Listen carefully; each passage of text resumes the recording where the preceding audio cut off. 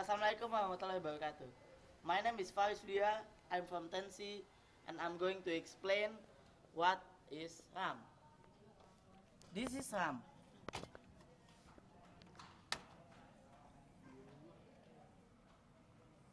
Don't touch the golden thing. RAM will be error if you use it. RAM and the motherware must be compatible, or not RAM will be useless. And I'm going to explain what is RAM. RAM is random access memory. RAM is a form computer data storage. A random access device allows for data to be accessed quickly in any random order. Why random access?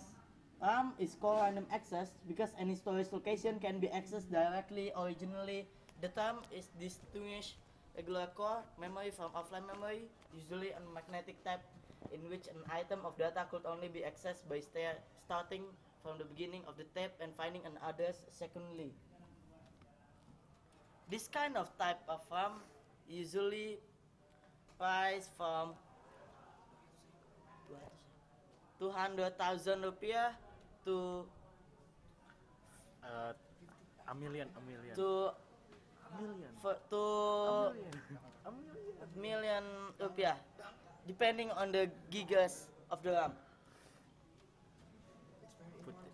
I'm going to put it back to the slot of RAM. Make sure you put it in the nearest place for motherboard.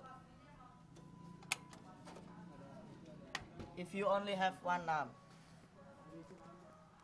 Thanks for watching. Goodbye.